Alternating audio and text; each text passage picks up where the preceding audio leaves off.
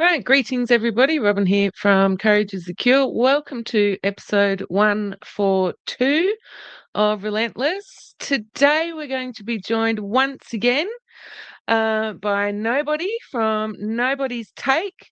The last time I spoke to Nobody, I had so much positive feedback that I thought, particularly with the current climate in Australia, it'd be great to bring him back on. So stay with me and I'll see you all in a jiffy. Relentless in our fields, we hunt the hidden flaw. Masters of the craft, we shatter systems' walls. Relentless, stay relentless. We shift the tide, expose the light, turn dark to light, we never hide. Relentless.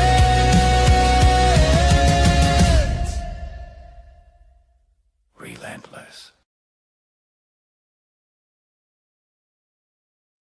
Alrighty, welcome everybody, like I said, to episode 142 of Relentless. Today we're going to be joined by Nobody from Nobody's Take, and in case you missed our first interview, you can go along to Courage is the Cure on Rumble and watch episode 126, and that was the very first time that Nobody joined me on Relentless. Nobody is a researcher, a writer, a historian, and it's my great pleasure to welcome Nobody to the show once again. Hello, Nobody. How are you? Hello, I'm back. Bigger and better than ever. Not, but yeah, last episode was quite good. There was some good feedback on that. That was my first, I guess, real podcast. So yeah, we'll see how this one goes. I'm sure there'll be just as more positive. Yeah. Before we went live, we were just talking about the weather because we're on opposite coasts of Australia. And it seems we've exchanged weather. I'm sitting here freezing, and it seems that it's a little warm where you are, which is unusual for winter. But considering the current climate in Australia, and I don't just mean the weather, why am I not surprised at all? Because everything seems to be upside down and back to front at the moment. Yeah, it's inverted. Everything's inverted. Truth is inverted. Yeah. That's right. Exactly. I've been really interested in your recent content, and I watch you on X. That's your handle below for anybody that wants to go along and follow you on X, also in the description. And a lot of your recent content, you take us back to a historical time in Australia. Can you tell us about that content that you're making there? So these books I have behind me up here, they're a documented history of Australia. Now, I just came across these randomly when I was searching through eBay once, and I thought, well, actually, this is probably a very good idea as a flow-on from my TikTok project of Restore Australia, which has about 3,000 videos of, say, from the 1940s to 2010 of the old Australia that we remember. And I sort of ran out of content for that. And I was thinking, what can I do next? And once I came across these books, I thought, well, that's a great idea. One, I can practice my speaking skills and reading skills and there you go. I stuffed up on elocution, but there, I can practice those skills by reading these books and at the same time understanding history from a documented perspective rather than someone's opinion written in a history book. I'm reading the letters that were written by the actual people there at the time or the newspaper articles there at the time. And the reason that I decided that that was a good idea is because there's so much misinformation or disinformation out there about actual Australian history, in particular, you know, our Immigration Restriction Act and things like that. And the reasoning behind that is being subverted by particular people these days about what that really is about. So I thought, okay, well, these books will give me what was going on at that time, the mindset of the people at the time, and I'll be able to give that back to the public, sort of leaving at least a historical legacy that doesn't get taught these days because of our woke joke universities and education system. So, you know, there's no one out there really doing that. And I thought, well, that's a gap in the market that I can pop in there and be of use to the Australian public. Well, especially, I mean, with the woke universities and unfortunately now the high schools and even the primary schools, the history lessons or the HAS lessons that the kids are programmed with, shall I say. Um, you know, Yep. one of your videos in particular, you were talking about, and I think it was a letter, correct me if I'm wrong, um, was about how women were treated when they arrived on the boats, and you can bet your bottom dollar that that kind of historical information and perspective from someone who was actually there isn't going to be taught in our woke universities and our high schools or primary schools. Well, no, they'll go down the path of, oh, women were the worst off, just anything that promotes this empowerment thing. But no one was really empowered back then, right? Everyone was a subject. Everyone was starving. Everyone was poor. Mhm. It was just a horrible situation for all. And the women's perspective is quite good, I think, because there is so little of the women's perspective back then. And yes, they did have a say back then, but yes, they were used as, for example, I talked about the convict ship of the women that come over and everyone just goes on board and grabs a wife, But at that time, they're looking for security. The motivations for that are not what would be taught in the school these days, Mm. like the full context of it. That's why I'm reading these things, to give the full context of what's going on there. Yeah. No one was in a good situation. People wanted security. The women needed security to be with a partner, otherwise they were going to be used and abused. So, or end up as a hut keeper, which was just the worst role that you could possibly have. Because I guess, one of the really soul destroying things for me, particularly, being a parent of a small human and with the history that's being taught to our kids, this whole colonization narrative where it's, white Frontier man wars. bad, and you're a bunch of terrible people and you should be saying sorry every time you step out of your house and you see a brown person, that level of global guilt and shame on children's shoulders, I think is just off the hook basically. And just that one video of uh the perspective of the women arriving on the ship. I mean, it really disturbs me that it's been so crafted now and steered to place that guilt upon children's shoulders, you know? Yeah, fair enough. And they're taught, but when they're not taught these things, when they're presented with that information later on, they reject it, right? Because Mm. they've been so narrowly indoctrinated that they don't believe that this could be true, that the programming of the algorithms online these days, plus the narrow teaching of the schools, is really stuffing up the minds of our young people. And this is why we get so many going towards the left, the far left, when they leave school, because it's far more comfortable, safe space for them to be in, because they don't get their thoughts challenged. They don't have to expand their mind. They don't have to think critically, which is what universities are supposed to be about. Universities should have all kinds of perspectives being taught there and being learned by the students. But now it's just since the 1990s, pretty much, when we had the UN sustainability goals implemented into our universities. It's been a one-track mind. And the funny thing is, these documents, most of these books are from professors of universities in Australia in the 1960s, 70s, and 80s. Mhm. So that was totally flipped, in the last 30 years to now be about frontier wars and reconciliation and all these things. When these documents show that we actually did our best to get along with the Aboriginals in most cases. Of course, there's situations of, say, the Mile Creek Massacre or stuff like that, where our people stepped over the line and they were punished for that. And these things just aren't being taught. It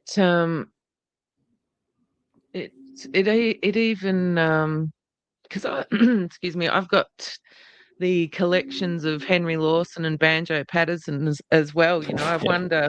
they're right there. Yeah, I wonder if Banjo that's. patterns behind. Yep, there you go. Yep, yep. I wonder even in literature, in English, if children are being introduced to these literary accounts as well, because through prose and poetry and short stories as well, we get a historical perspective of Australia. Yeah, well, not only that, you actually get a continuing culture. You get folklore, you get poetry passed down, and if kids are reading this thing and stay within the Australian culture, then our Australian folklore continues, right? And they're putting a stop to that by indoctrinating with all this global slop that just turns them into a zombified consumer with no culture. And I think Yep. that's a very dangerous thing to do. It's a future of atomized people that don't know anything, and that's not good.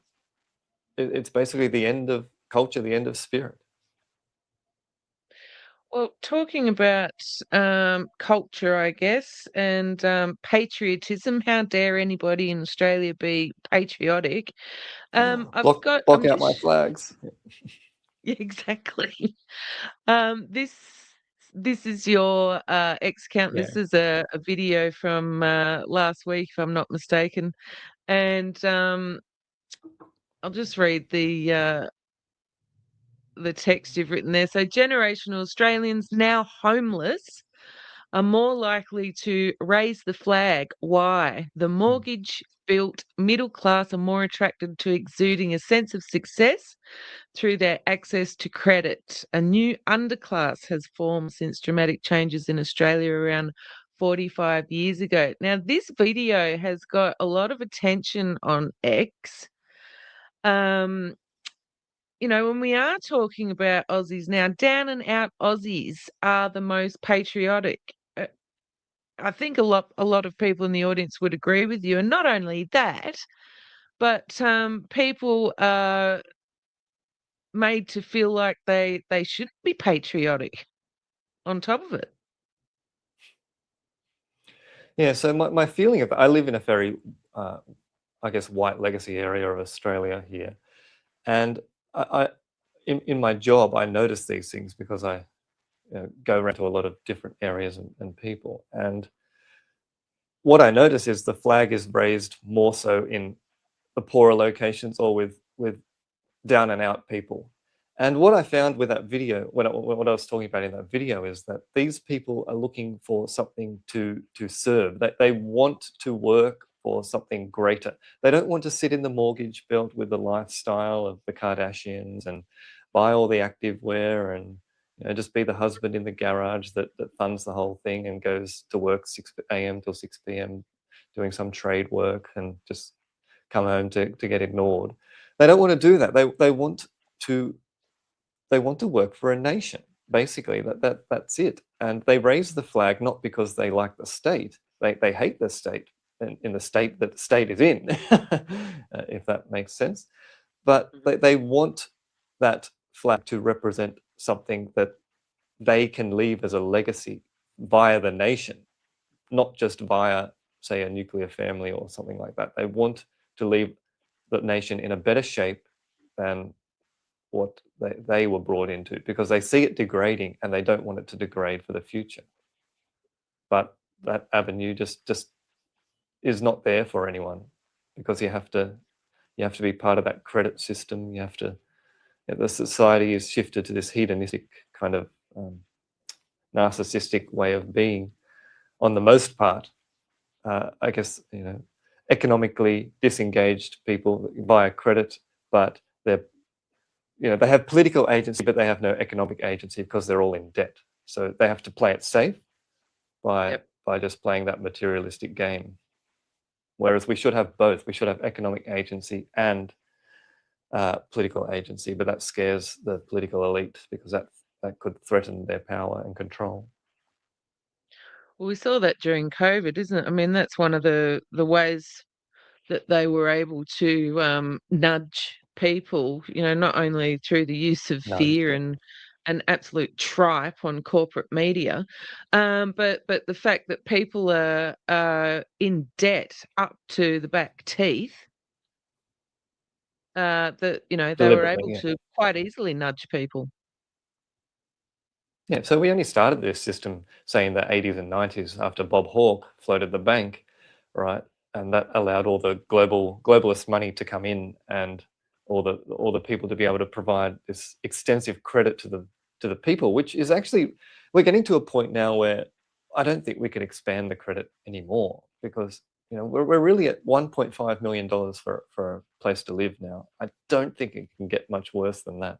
So what comes next, who knows? But this system is on its last legs, and the commie left react by saying it's capitalism, but no, it's actually just the middle class being disempowered, and they don't understand their own ideology, in my view. But yeah, we're we're we're at a precipice, I guess, of what comes next, and it's either going to be total control by the state via the technocrats and CBDCs and things like that, or the people are going to reclaim some kind of agency. That's the war, I Well, guess, on the doorstep here.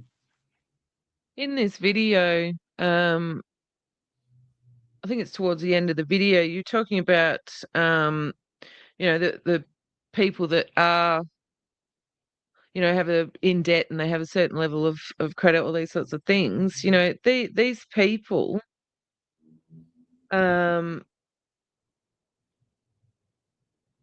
not quite sure how you put it, the productive part of society in Australia Yeah, so the producers paying tax. potentially, Yeah, yeah, they potentially will get to a point where, they realise, they "Hang give on, I'm up. paying so much tax, yeah, and put Yeah, their hands up and they don't I'll participate." either leave the country, or just live off welfare.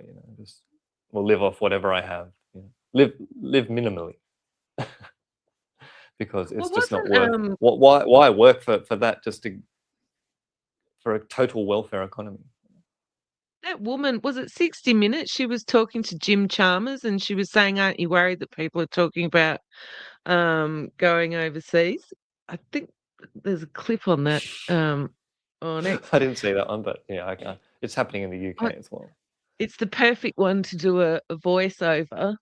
If I have enough time, I wanna get rid of the lady from 60 Minutes and, do a nice video with Jim. But you were talking about, people wanna leave Australia in a better state than they found it, especially people, the patriotic people that we were talking about before. With This is one of the things that really irks me about, the recent budget changes, and they keep talking about generational wealth and putting it in the poop hole, like it's a bad thing that, parents shouldn't be handing on their wealth or their property, all the rest of it to their children. And, if they do, they're not giving everybody else and all the young people in Australia. Well, what's the point? Worked to give your children better than you had. Yeah, see, this is where it's hard, because it's easy for them to sell that to all those kinds of lefty young people. Labor are going for the young female vote. That's pretty much it, because and they see that a lot of millennial and Gen Z females actually fuel the male vote in their generations as well, because they seem to have more say in the household these days in those generations. So I guess what's happening here is that, that, as George Orwell said, there was the young women that were able to be the most programmed and lap up the slogans of the elite. Because what's happening here is they think they're mimicking the elite. You see them mimicking the lifestyle of the Kardashians, and that's the kind of stuff that they like to pretend to be the elite. They go get the administrative HR job or some public service job that makes them feel powerful. They get the middle management job, makes them feel powerful. But it's all pretend power. It's not real power. The power still lies with the elite.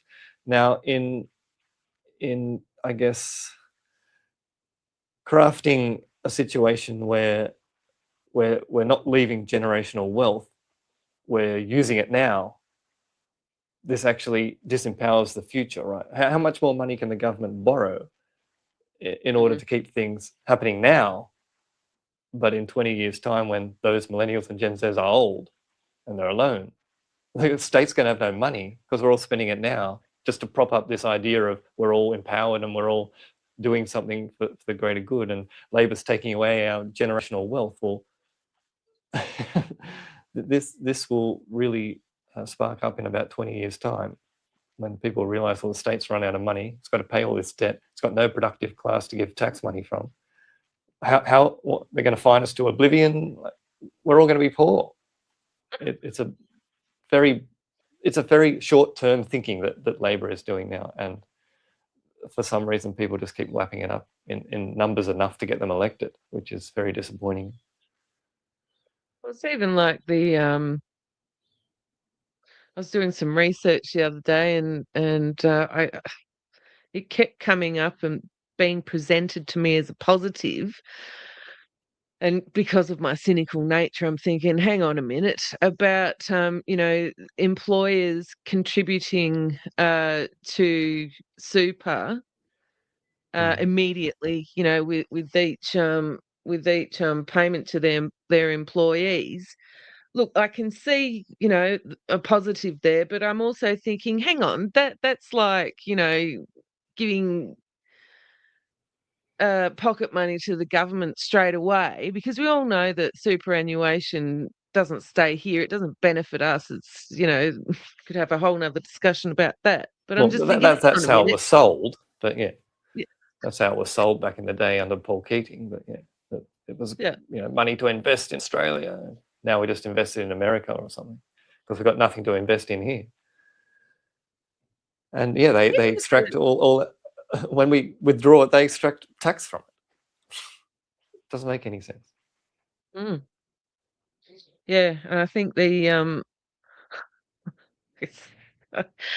it's laughable, the way that they're selling the idea that getting young people into the housing market. It sounds to me like the government's just gone, oh, yeah, we don't have the money all the time, can't be bothered building houses. We'll just handball it over to the young people who already can't afford it. And then when everybody's stuffed even more in the future, we'll just tell them that it's all their fault. Yeah. Well, the way they sell it though is taking off more generational wealth, right? To fund it in the short term. But with the 5% deposit, they're lowering the strings to get credit, right? But the credit is more than ever. The house price isn't going down. Oh, actually, sorry, it went down 0.9% last month. Wow, I can now afford a house. But yeah, it's not going to go down. Labor don't want it to go down. If it goes down, that's our whole economy gone. It's a massive recession because our economy is housing, basically. I think we're number one in the world in terms of how much money is tied up in housing, which is an unproductive asset, really. But there's stories of people with 300 properties. There's stories of people with 100 properties. I mean, this should be illegal, really. You should have 2 at the most. And again, with building them, do we really need to be building this many? Tied, when you look at immigration as well, the only reason they're getting in immigration is because they need more GDP money.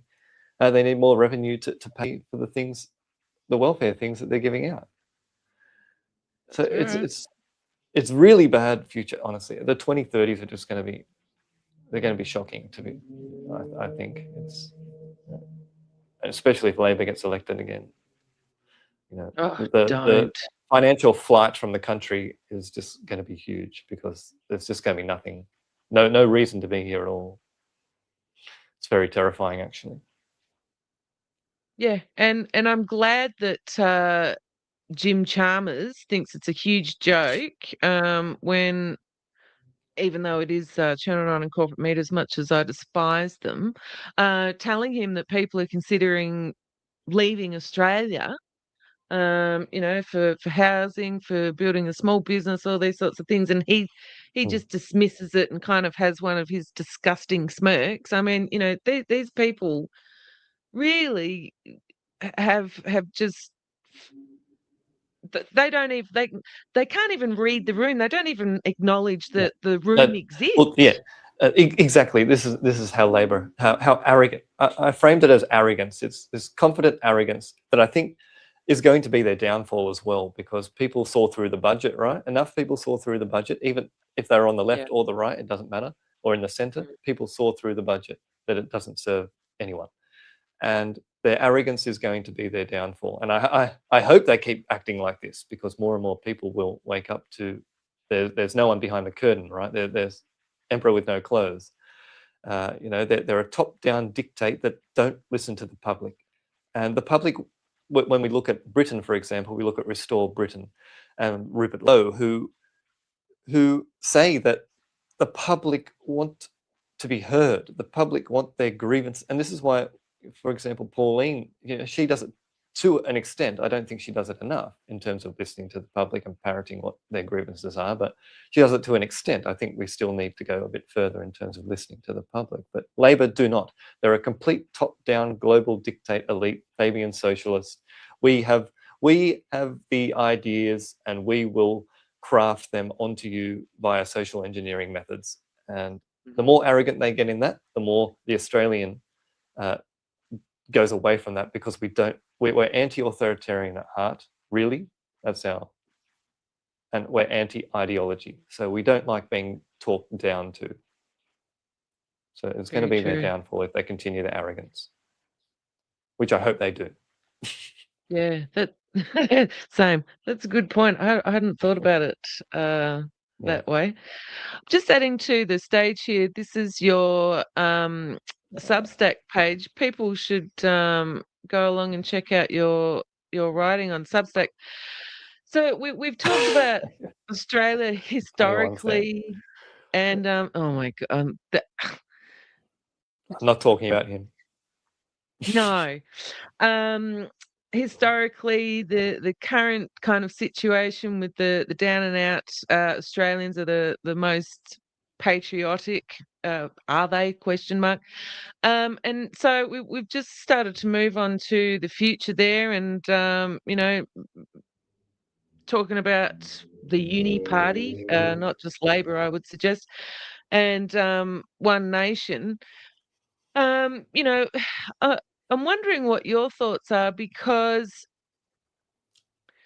not only do we have the perceived Liberal Labor, what I would term the uni party, we've got obviously the rise in One Nation, then accompanied with the socialists showing their heads with the support of the Greens. And then I note you did a video about something that you received in the mail, and I also did too, in my little town. That's awful. From the UAP. I thought, it's interesting timing that we get this in the mail when Pauline's getting a little bit popular. What are your thoughts about moving forward? Just let me grab it. So for anybody that Ah, hasn't seen this, twins. it's a pamphlet from the United Australia Party, and it's quite It's lengthy. There's quite a awful. number of pages there. It's awful. Honestly, once I got reading about halfway through it, I thought, what on earth is he talking about? He says here, the New Deal will initiate a review of mandatory rules requiring students to undertake a vaccination as a condition of entry to an education. What is he talking about? Who is talking about this in the public right? Absolutely no one. Where does he come up with this? Did he even read it?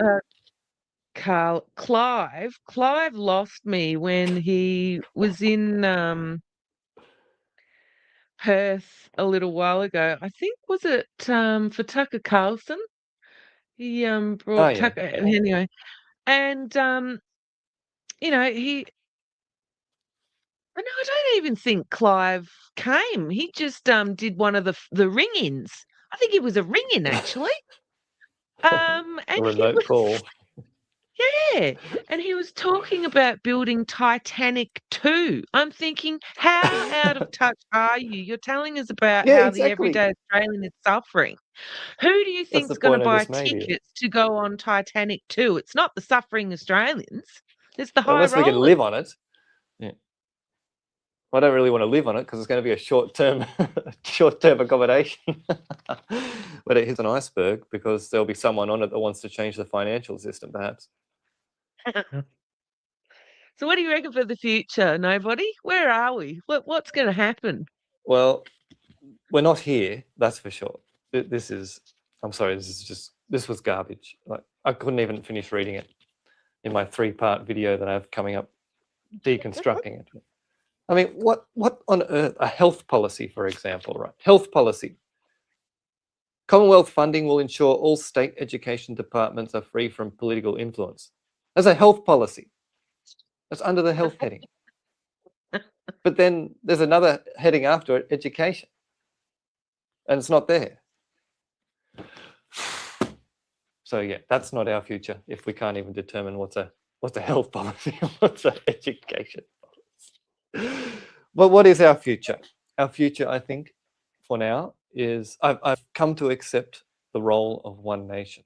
Now that's taken me a long time because I do see through a lot of their tactics, but I have to bring myself to understand mass public opinion. And it's not always going to be what I want it to be, but I understand that it is a good wrecking ball for woke.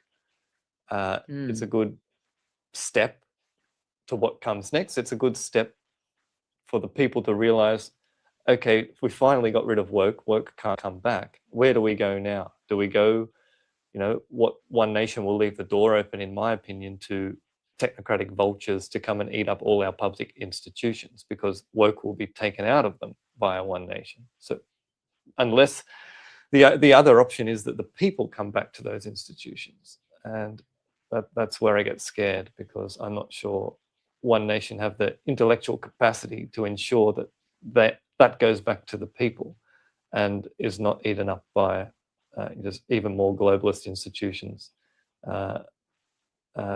taking control of what's left of our public institutions. To me, it's just a last feeding frenzy. But it is a necessary wrecking ball for woke because all the institutions, see, everyone wants to see them tumble down because they're full of woke, but we still need our public institutions. They are the foundation of our country and they must be in the hands of the people. And they were in the hands of the people up until about 1975 on the most part, when everything started coming undone. And that's what one of these books here is called Tough Times in the 70s. That's pretty much where it all ends. And when we go on this trajectory that we're here today with just mass credit, mass hedonism, mass immigration, mass everything bad, that has undone what a nation is supposed to be. It really lasted for about 70, 73 years before, we've just let go of what that is supposed to be. And we weren't the only ones. All Western countries have done this.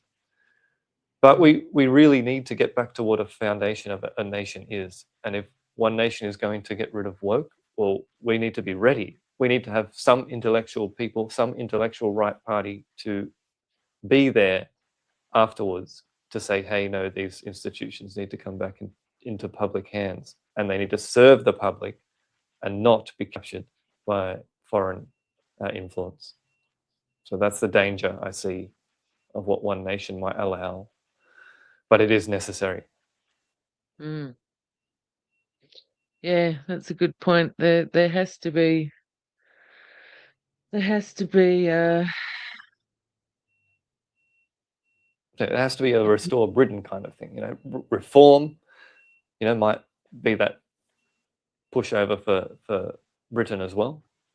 But they don't get to decide that till 2029 because of their 5-year terms. Yep. So yeah, that's scary for them, but I think because I've seen another couple of headlines in regards to One Nation, what is it? Something like Pauline's cracked populism, all these sorts of things. Which I don't know, but there's definitely a space for Australian families, Australian young people who do feel disempowered, I guess, to grab a hold of something in One Nation. That's kind of how I view what's happening at the moment with One Nation. Yeah, I saw one last night. They released a propaganda video and I haven't seen this kind of a propaganda for politics in Australia before. I'm not sure if you've seen it, but it was this, I guess, sort of Christian influence kind of advert. Have you seen it? No. She released it yesterday. No, it was very different for Australian politics. Usually it's just, this boring policy ad. But this was more of a hopeful idea of, it had a vision of a mum buttering toast for dinner because she doesn't have any money, and Pauline smiling, shaking hands with the Australian people. Like, this is different kind of propaganda that is really going to appeal to people, because it's not what the other major parties are doing. So I think with that 3, 4, 5, whatever $1 million they've raised, we're going to see some interesting propaganda as One Nation becomes mainstream.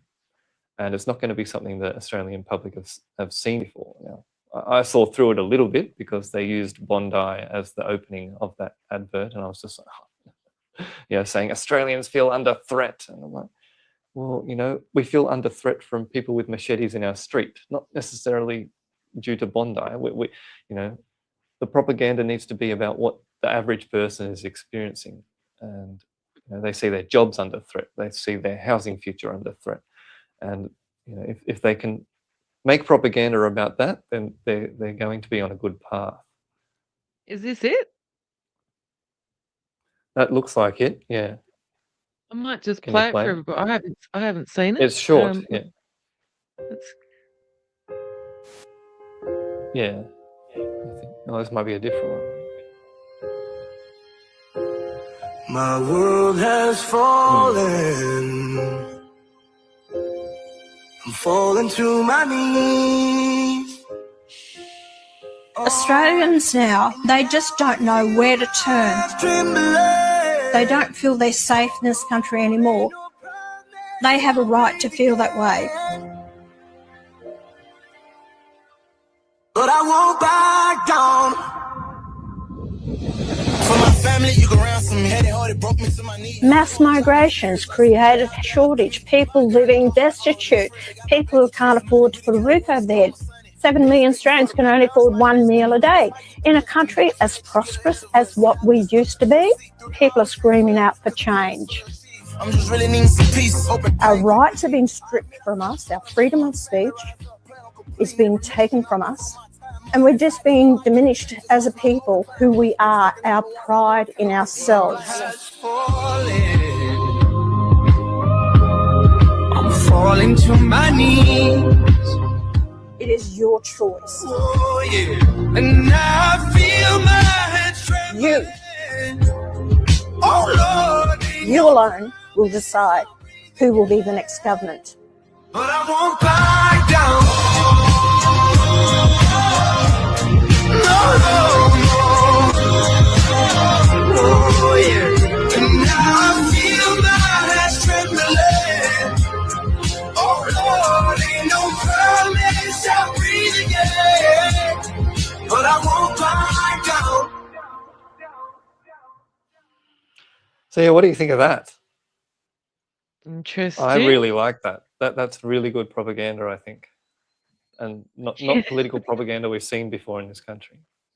Yep. Yeah. I think that ad will really annoy a lot of people, just as equally as people who support Pauline Hanson will absolutely love it. Yeah, well, there's a couple of things in there that annoy me, but just overall, I think that's very good. That's well designed, well thought out propaganda for the average person out there to appeal to that.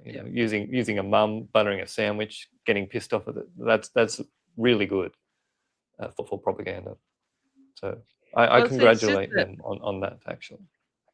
you know, even you mentioned it before that with the budget that, you know, the downfall of the Labor Party will be their arrogance because, you know, let's face it, even the general public who generally don't have time, let alone care much to pay attention to what's going on in politics, they've seen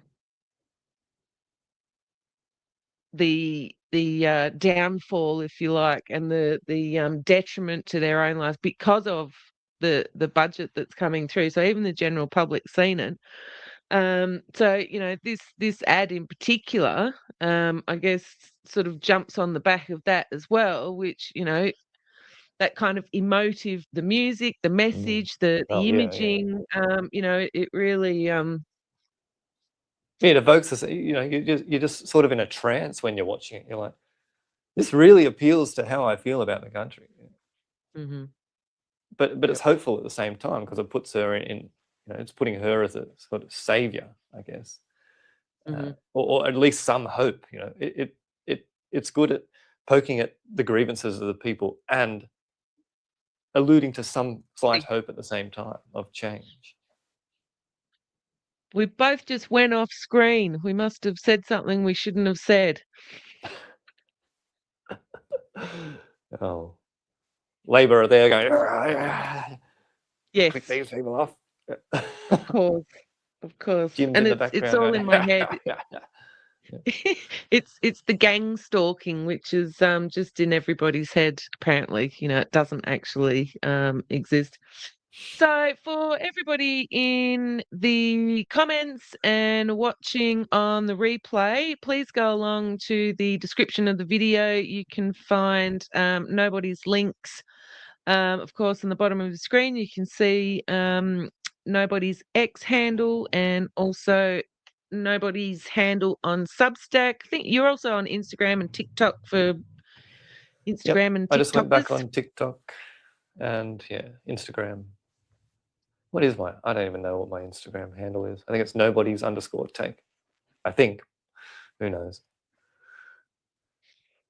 How do you find TikTok? Do you get or even Instagram for that matter? Do you get in trouble much for for your content? I know when I'm about to, so I delete the video because I've been on these platforms for 5 years now, and you know my Restore Australia has 130,000 followers. I've been doing that since 2023, so I sort of know when a video is going to hit that threshold of reports from, you know, leftists or whatever, and I know I can tell by the algorithm pick up in the comments that are streaming in that okay, it's time to delete this video because I don't want to get the strike. So TikTok is the one that gets deleted the most. So I use that as a throwaway now with Nobody's Take on there. I'm not really bothered by it. X is my main these days in terms of interacting with the public, and Instagram, again, hit and miss with if a video takes off or not. But I don't invest too much energy in worrying about that anymore. You know, Yep. I just get the content out. People are going to listen to it. They're going to listen to it. I put my history ones on the Restore Australia TikTok as well, so that gets quite a number of views due to my following on there. So all the history ones will be going on there. You know, 10,000, 20,000 views on some of those. So that's good. You know, that's 20,000 hits on Australian history, which, you know, at some 8, 9, 10 minutes in length, whether they even just watch the first part of it, you know, that's more hits than the university is giving in terms of talking about Australian history. Well, that's right. That's right. Well, I want to thank you for joining me once again on Relentless. As I said, everybody go along to the description of the video and the links will be there for you. Do you have a final message for everybody watching? Nobody? Look, everyone is angry. Everyone feels like they're not being heard. It's really up to us at the end of the day to push back against the arrogance of the uni party and push for change. And then it's up to us to push whether One Nation wins. It's up to us to push our candidate locally to adopt certain policies. We need to ensure we're communicating our grievances properly to these people if we're going to get political change, because a lot of people still believe in no political solution, and that's a fair enough assumption, I think, that there possibly is no political solution given the gates for the vultures that one nation will open up if the people don't. So that's the imperative thing. The people need to be ready to ensure that our institutions remain in the public hands, serving the public. That's, I guess, my message of warning for the immediate future. It's like, don't let it happen, George Orwell style. It's up to you. It really is up to you to ensure that these future candidates that are going to be elected understand what they need to be doing, because a lot of them, unfortunately, don't understand what they need to be doing. They just get there and, the first person that knocks at their door, they take the envelope or whatever. No, you need to be serving the people. This is what we did for 75 years. We can do it again. Yes, and I like your message there, and maybe Jacinta should have a little bit of a think about going door knocking with pamphlets. That's not a clever idea. Someone said that was AI, so I wasn't sure if it was real, but it was still hilarious at the same time. It's how we're all thinking. That's how we're all feeling. Get the hell out. How she continues even in her role now, it just boggles my mind. How arrogantly useless she is. It's pissing up the money against the wall. Just for everybody, before we go, I noticed that when public opinion started to really turn, even corporate media started to turn on her, she started wearing glasses, hiding behind her glasses. Yeah, remember the New South Wales health lady, Kerry Chant? Remember when she broke her glasses? That was deliberate. That's nudge department kind of stuff. Oh, look at this. She's so under stress. She broke her glasses. That is crafted theatre, okay? And it's exactly what you just said there. Jacinta is putting on the glasses for more, calm, librarian lady intellectual appeal instead of, I don't know, no glasses. I'll go get my glasses now for some intellectual appeal. Mine are over there. They're too far away. Well, in the spirit of the Labor Party and Jacinta Allen and her predecessors, who are just fantastic people who definitely deserve statues. Thank you to everybody joining us for Relentless. Thank you, Nobody, for joining me once again. And make sure you all stay relentless. I'll see you all soon. Relentless in our fields, we hunt the hidden flaw. Masters of the craft, we shatter systems' walls. Relentless.